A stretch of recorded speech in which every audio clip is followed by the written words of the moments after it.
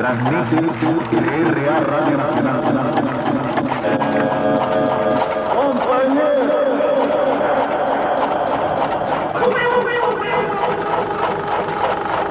Democracia con la que se vota.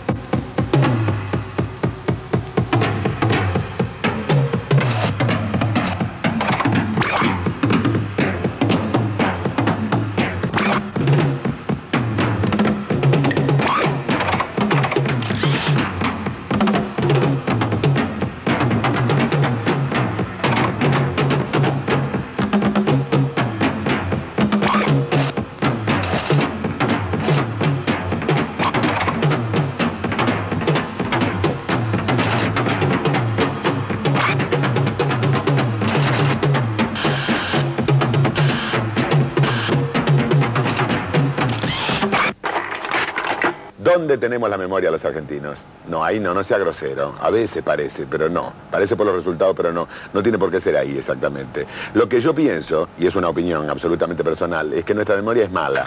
Pero no mala porque sea frágil, como mucha gente quiere decir, sino que es mala porque es selectiva.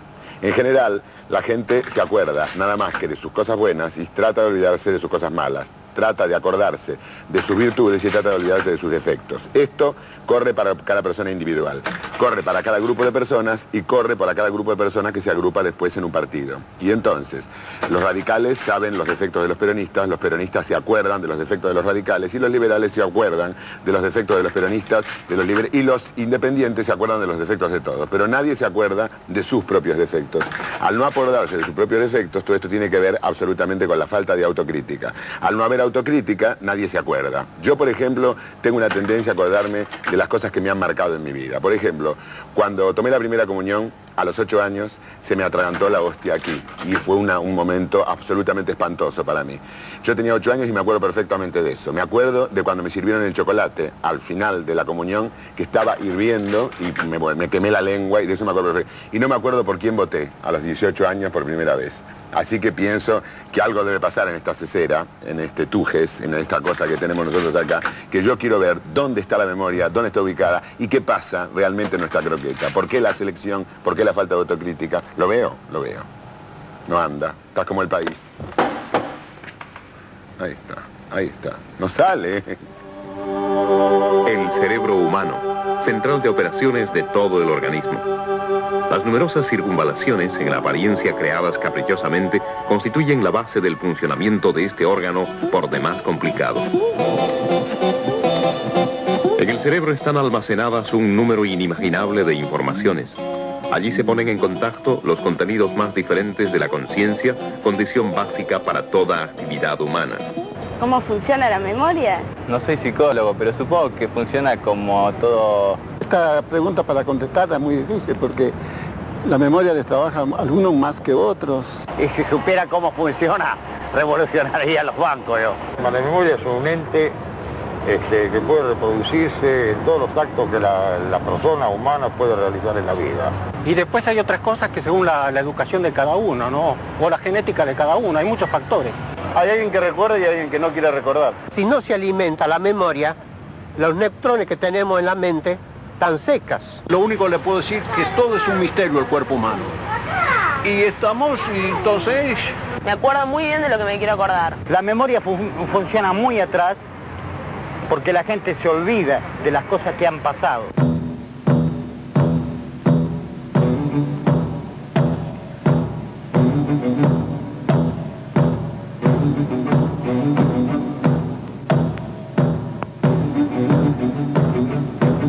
Licenciado Landi, ¿los argentinos carecemos de memoria política?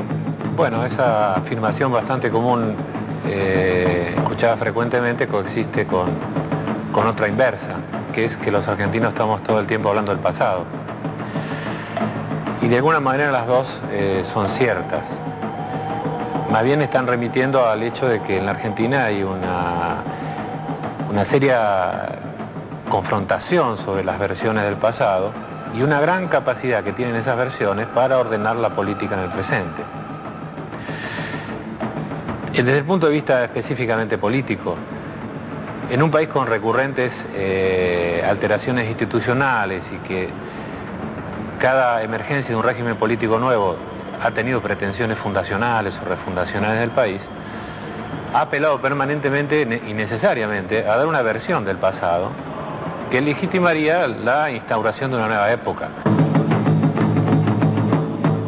Los argentinos tenemos una memoria especial, quiero decir, los argentinos somos especiales, quiero decir, la memoria de los argentinos o el cerebro de los argentinos es diferente al cerebro y la memoria de otros pueblos.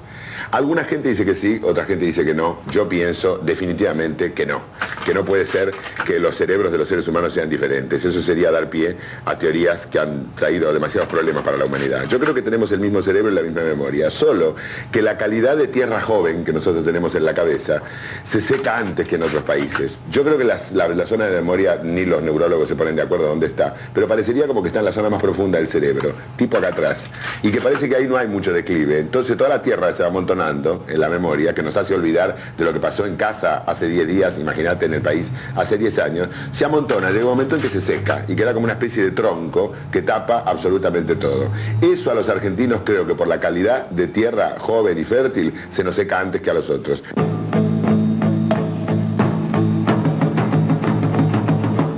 La memoria es prácticamente la conciencia de la biología y se va estructurando a la medida de la organización de las especies en lo que en el hombre es la base del cerebro y lo que se llama la estructura hipocámpica. Está ligada, lógicamente, a todos los centros sensoriales de información.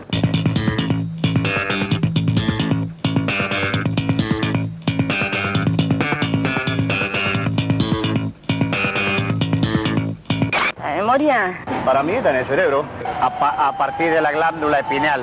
La memoria no sé si está atrás o adelante o no sé.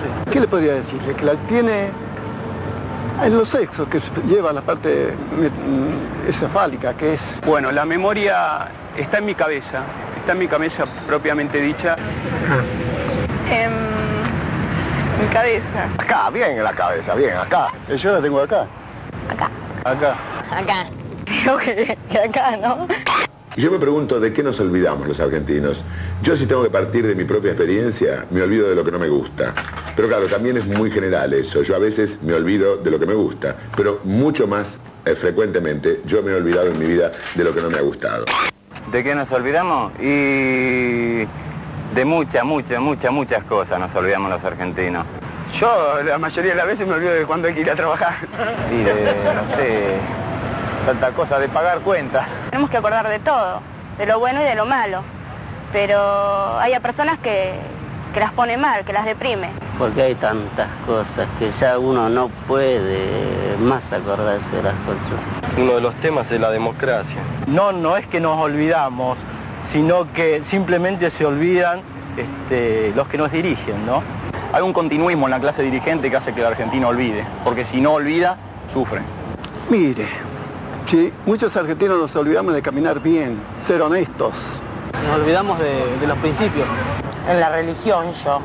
De comer. Las cosas que son realmente importantes o fundamentales no me olvido jamás. Uno quisiera olvidarse, a veces no, de las cosas malas, me parece. Yo pienso que hay que vivir en el presente, no en el pasado, ¿no? ¿Sabés la cantidad de veces que yo me pregunté a mí mismo qué estaba haciendo, como en aquellas viejas películas de juicio, qué estaba usted haciendo la noche de tal año, de tal día? Yo me pregunté muchas veces qué estaba haciendo yo para el año 1966, más precisamente en junio. Estaba haciendo mi 24º régimen para adelgazar, estaba en un teatro independiente, Nuevo Teatro, era boletero, no porque vendía boletos, sino porque vendía entradas, y era boletero del teatro, trabajaba a la noche, ya había estrenado mi primera obra para niños y era un bastante exitoso autor de teatro para niños, y vi con absoluta indiferencia, durante todo el año 64, 65 y 66, cómo todo un coro de fantoches hablaba de que había que sacarlo al viejo Ilia.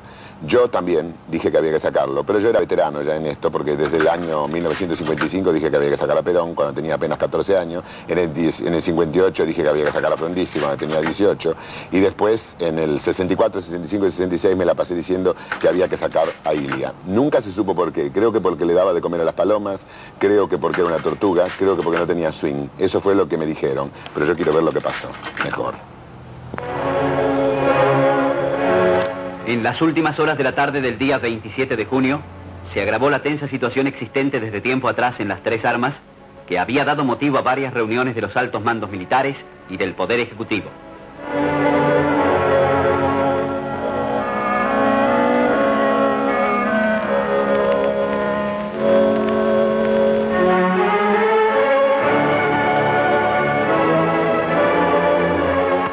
La grave crisis institucional culminó con la separación del doctor Arturo Ilia del cargo de presidente de la Nación.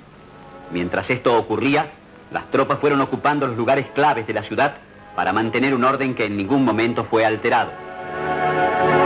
Los ministros, que habían sido llamados con urgencia, llegaron a la Casa de Gobierno para realizar una reunión de gabinete, a cuyo final todos presentaron sus renuncias.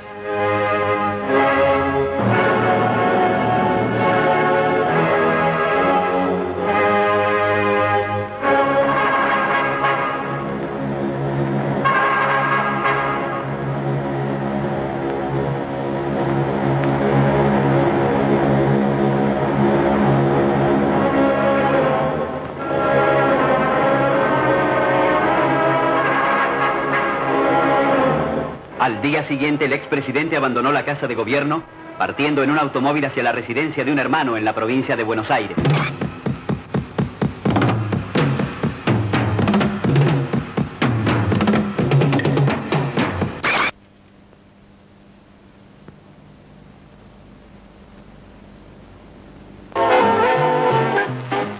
Rambler Classic Cross Country. En ningún otro vehículo cabe tanta alegría.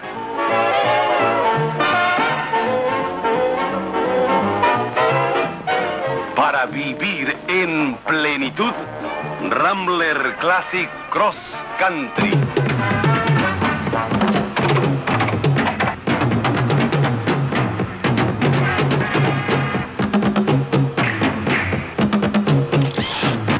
¿Qué estaba usted haciendo en junio de 1966 cuando caía el gobierno del doctor Ilia? Claro, si nosotros los argentinos piensan a veces tuviéramos que ser testigos de los crímenes, Dios mío, cuánta gente inocente iría al paredón, cuánta gente inocente iría al cadalso o a la prisión perpetua, porque nosotros a lo mejor contestaríamos lo que usted me está contestando desde su casa. No me acuerdo.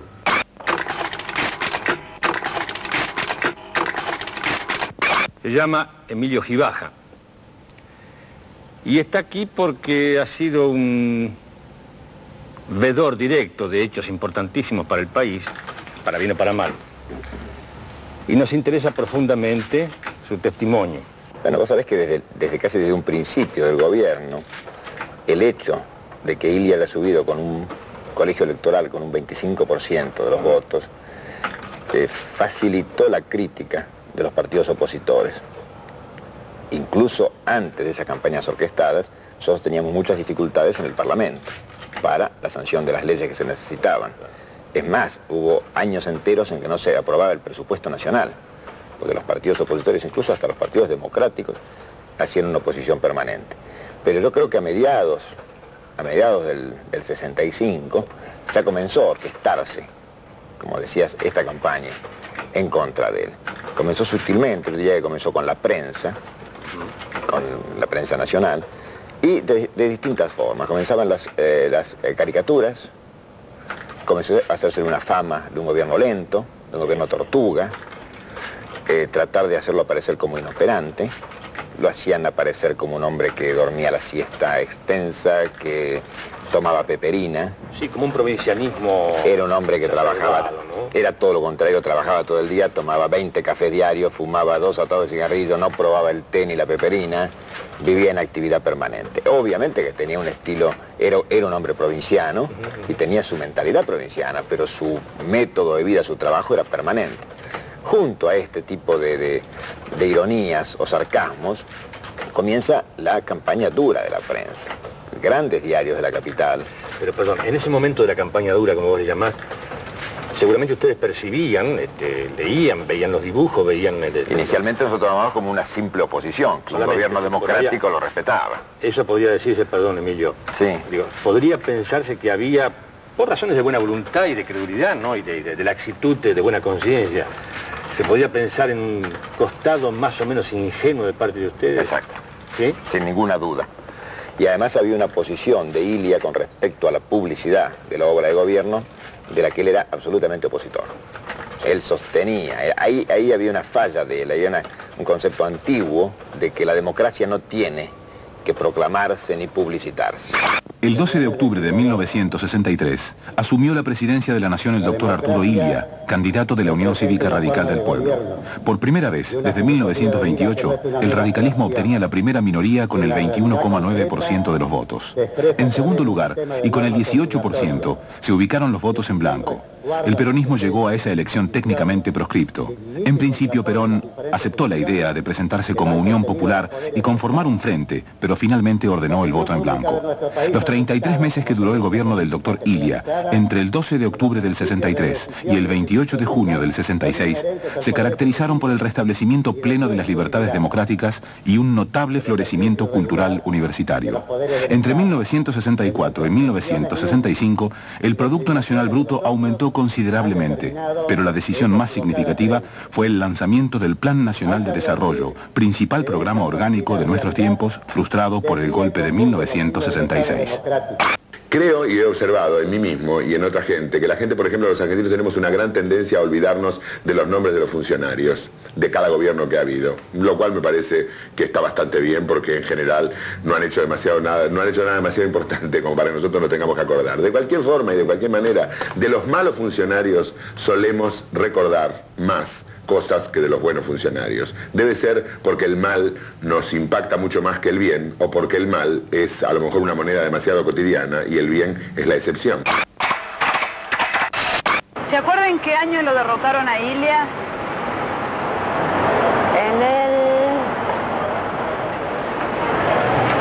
Creo que 57. De Illia no me puedo acordar mucho porque este pobre hombre no ha terminado su gobierno, lo han sacado.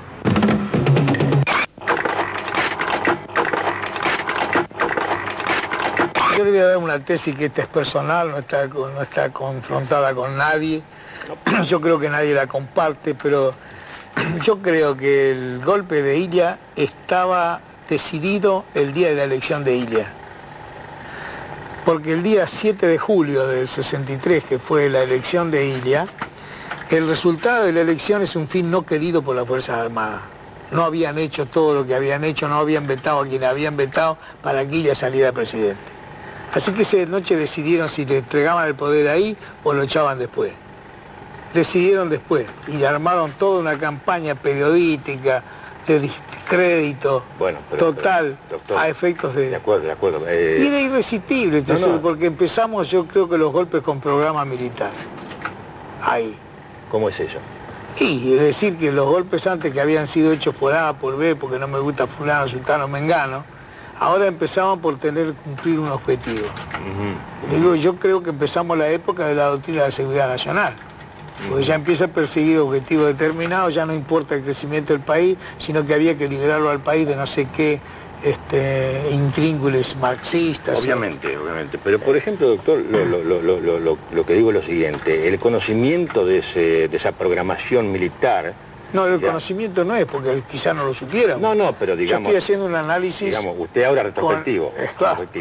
Pero si había algún indicio de eso, o había algún tipo de conocimiento, hipotéticamente, ¿qué se podría haber hecho?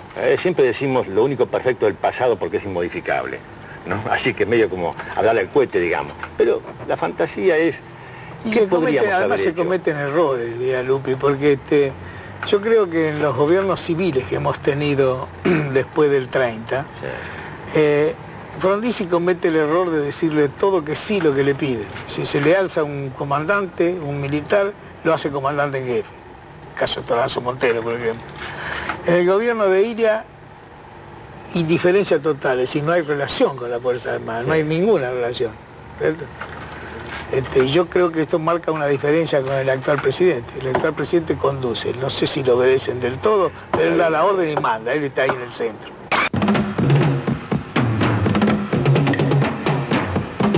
No recuerdo nada, mamita, no. No recuerdo nada.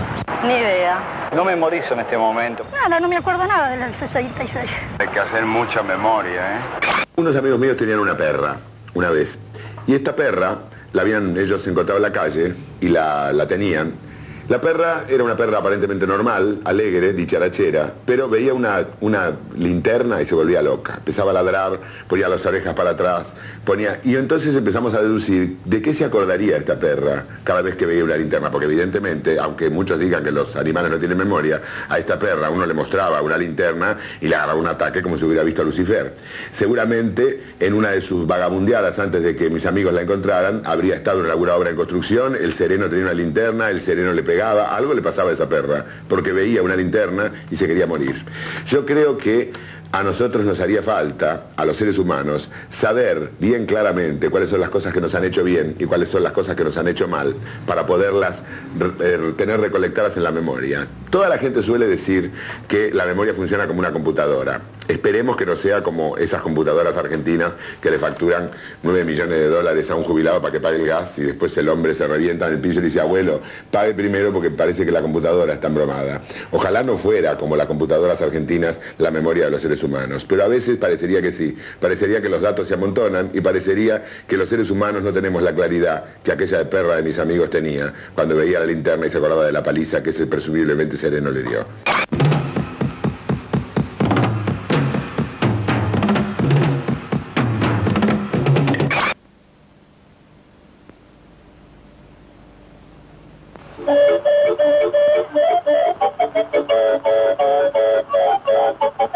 ¡Antiojito! ¡Ratea el motor!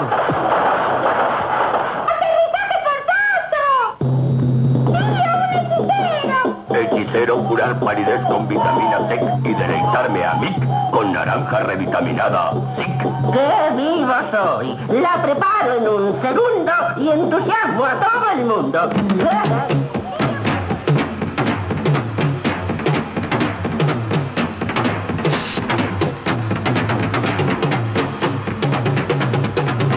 ¿Se acuerda usted de Ilia? ¿Cómo no me voy a acordar? ¿Qué se acuerda? Que fue presidente de los argentinos, que fue depuesto, que le llamaban tortuga, qué sé yo. ¿Cómo no voy a acordar si era de mi pueblo?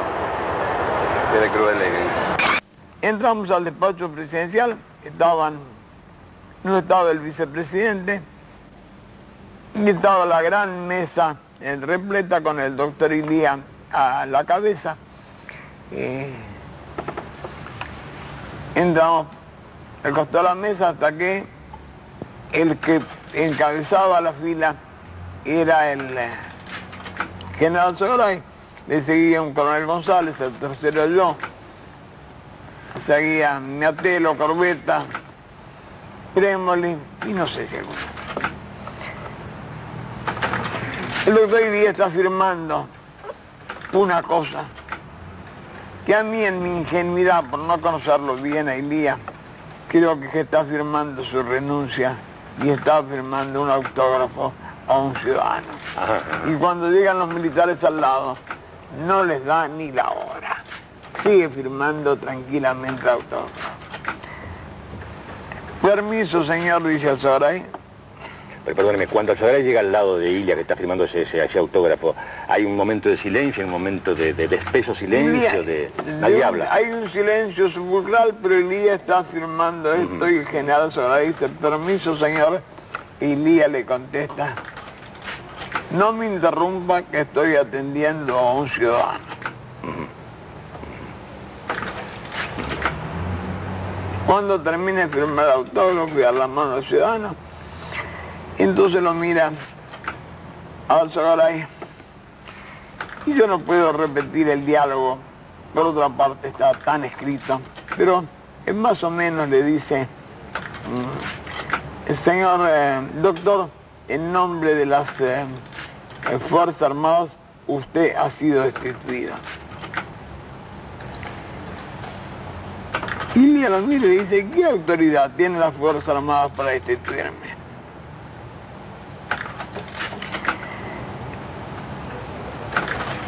Alzogaray se queda un poco cortado.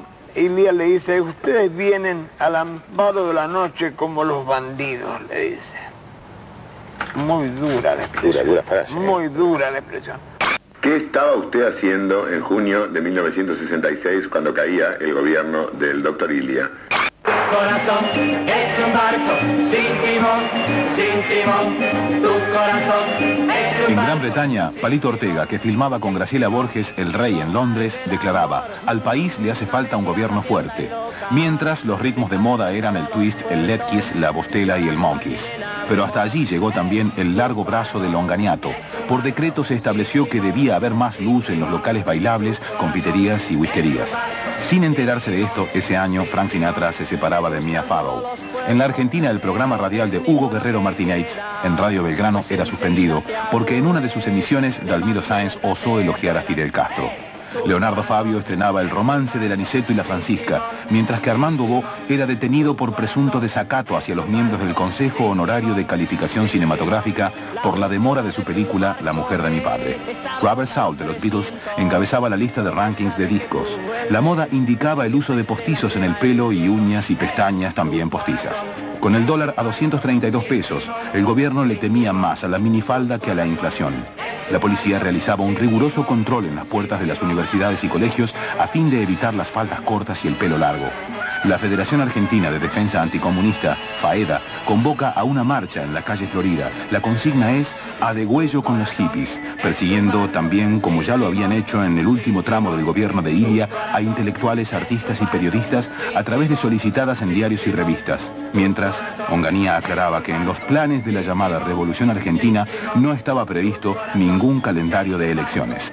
La Federación Argentina de Entidades Anticomunistas pudo publicar libremente en los grandes diarios que todos aceptaron grandes páginas porque no se sabe de dónde sacaba tanto dinero de una ignota fundación, naturalmente con una frase que ya hemos oído en muchas otras circunstancias, para que ningún trapo rojo flamee en lugar de la bandera argentina. Y entonces iba tomando, por ejemplo, en la universidad, y eran listas que ocupaban toda una página diciendo quiénes eran todos los comunistas que había en la universidad. ¿Qué es realmente lo que le molestaba a la gente de FAEDA? Digamos, ¿qué le molestaba? ¿La cultura, el progresismo? La libertad. La libertad. Durante el gobierno de Ilia se respiró una libertad que realmente el país no había conocido nunca.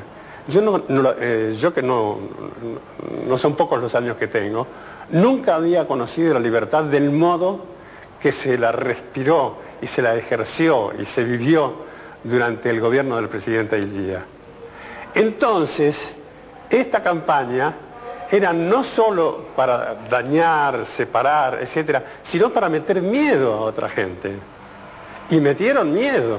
¿Y quiénes eran realmente? Bueno, uno era el señor Risuto, prócer de la revista Veritas, que como dijo Botana, si así informa a sus lectores con estas mentiritas, cómo ha de andar la información general. Muy bien. Otro era un señor Meshali Shaban, un lituano con antecedentes en la SS, del nazismo. Bueno, y así... otro era... Bueno, he olvidado. ¿Cómo se puede arreglar el problema de la memoria? Bueno, seguramente les va a parecer una taradez lo que yo digo, seguramente les va a parecer una taradez, pero si usted lo piensa a lo mejor no es tanto. Hay que escribir. Yo, por ejemplo, cada vez que viajaba y tenía experiencias maravillosas, todas las experiencias se me amontonaban. Como siempre fui muy mal fotógrafo, nunca me arriesgué ahí con una cámara de fotos porque la primera vez que fui vinieron unos horrores fuera de foco que no sabía si era el Duomo de Milán o el parque o Little Park.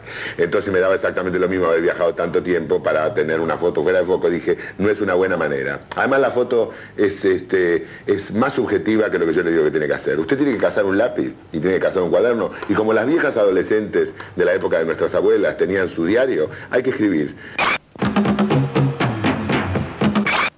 Digo, doctor Ilía, lo invito a que abandone su despacho. Y entonces me dice, ¿puedo irme a la casa de mi hermano? Pero esto fue casi una duda que tenía él, como para saber qué piensan hacer esta gente conmigo. Claro. Pero algunos se movió de ahí y se quedó sentado hasta que pasa un tiempo y por ahí llevan, hoy decir, 22 cafés para el despacho.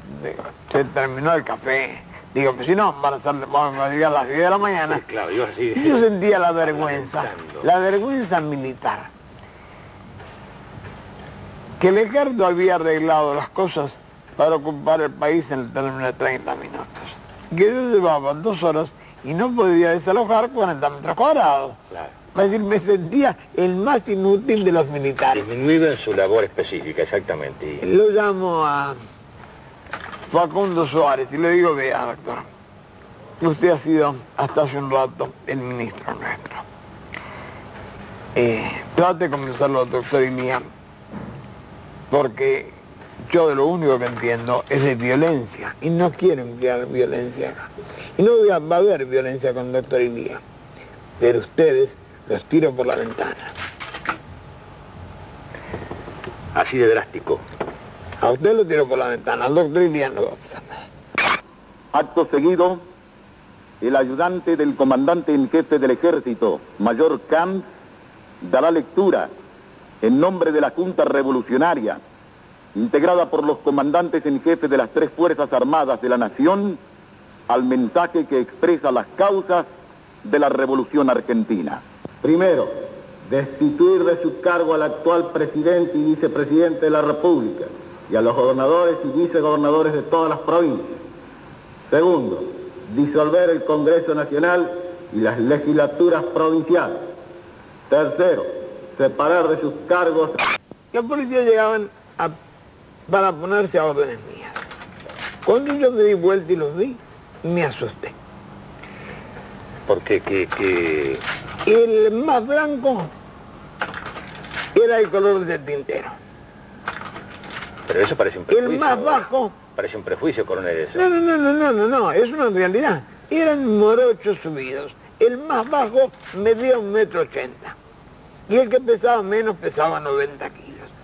A todo esto venían con capote, con esas armas lanzadoras de gases que parecen unas pistolas del siglo XXI, que yo me asusté cuando los vi. Yo, que estoy acostumbrado a las armas, a los tiros, me asusté. Yo no quiero saber la opinión de los que estaban ahí. Está bien. Entonces, todos los que estaban ahí se levantaron y se empezaron a dirigir hacia la puerta. Menos el doctor Ilía, que en lugar de irse avanzó. ¿Y entonces? Entonces yo digo, los 2 primeros a custodiarlos, doctor Ilía, derecha e izquierda, no quiero que le pase absolutamente nada. Pero todo esto, el doctor Ilía está a 2 pasos míos. Es el único que no se ha retirado. Es el único que no ha buscado la puerta de salida. Él se enfrentó, él fue al contacto con el enemigo. Primero miró a los policías y les dijo, ustedes los conocemos desde hace mucho tiempo. Son los mismos de siempre, que se amparan en el cumplimiento de las órdenes. Y después me miró a mí y me dijo, sus hijos se lo van a reprochar. Y siguió repitiendo con un tono monocorde, sus hijos se lo van a reprochar, sus hijos se lo van a reprochar, sus hijos se lo van a reprochar.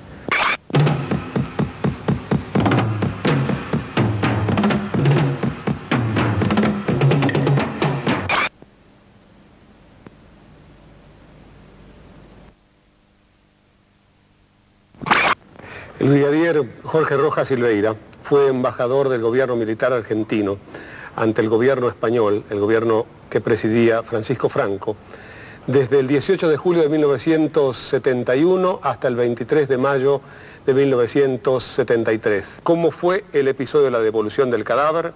¿Dónde estaba ese cadáver de Eva Perón? ¿Cuándo recibió usted el mandato de devolverlo? Le quiero explicar una cosa.